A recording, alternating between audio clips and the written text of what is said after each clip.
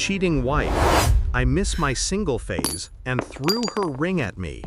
When my lawyer called, she panicked. She threw the ring, not out of anger, not even passion, but indifference. It clinked softly against the floor, rolled once, and stopped at my boot. She looked at me, eyes dry, lips curved in that half smirk I used to think was beautiful. "I miss my single phase," she said, as if confessing a craving for coffee. There's no turning I back didn't say after a this word, signature. didn't ask why, didn't flinch. Are you quite Because sure? in that moment, I realized something that froze me deeper than betrayal. I wasn't angry, I was curious. Curious when she started lying. Curious how long she'd been practicing her performance. Curious who she became when she thought I wasn't watching. The silence between us stretched. Her eyes darted, perhaps expecting an explosion, a confrontation, a scream. Instead, I smiled. Cold, small, precise. And as she walked past me toward the door, muttering something about needing space, I quietly slid my phone from my pocket and pressed record.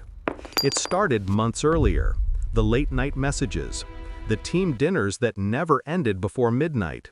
The perfume that wasn't hers, faint, expensive, unfamiliar, lingering on her scarf.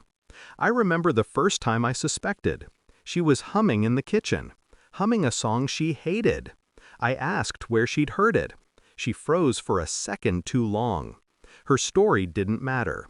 Her silence did. I used to believe love dies in fights. Now I know it dies in the quiet moments, when you stop being sure who you're looking at. She became distant, careful, always busy. I stopped asking questions, not because I trusted her, but because I wanted her to think I did.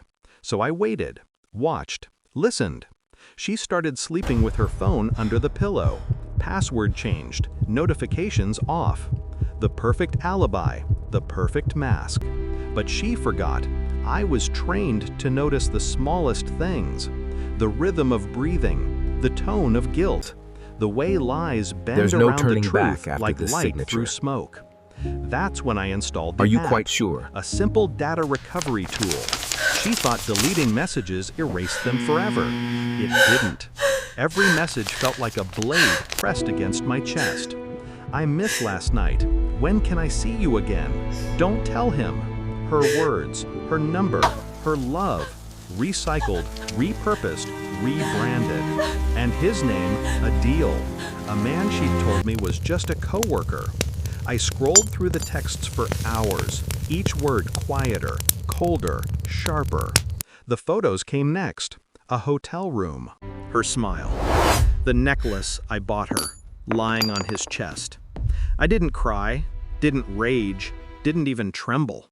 I studied each frame like evidence, because that's what it was, evidence. Not of her affair, but of my awakening. For years, I thought love meant forgiveness. Now I saw it for what it was, a cage. So I built my plan with the same discipline I once used in training. There's no turning back step after this by signature. Step, emotionless, efficient. Are you quite She sure? wanted freedom? Fine. I'd give it to her, just not the way she imagined. I met my lawyer 2 days later. We spoke quietly over coffee. No details, no drama, just signatures and strategy. By the time she realized something was off, everything was already set in motion. The night before I left, she came home late again. Same excuse, stuck at work. Same perfume. I sat at the table, silent, as she moved around the room, avoiding eye contact. The tension was thick enough to touch. "Why are you so quiet lately?" she finally asked. I looked up. "Just thinking," I said. "About what?" "About how truth always finds a way out." She blinked. For a second, her face cracked, a tiny flash of fear, before she buried it again beneath that smirk. I slid an envelope across the table. Open it. Inside, printed messages, photos, dates, timestamps, evidence. All of it.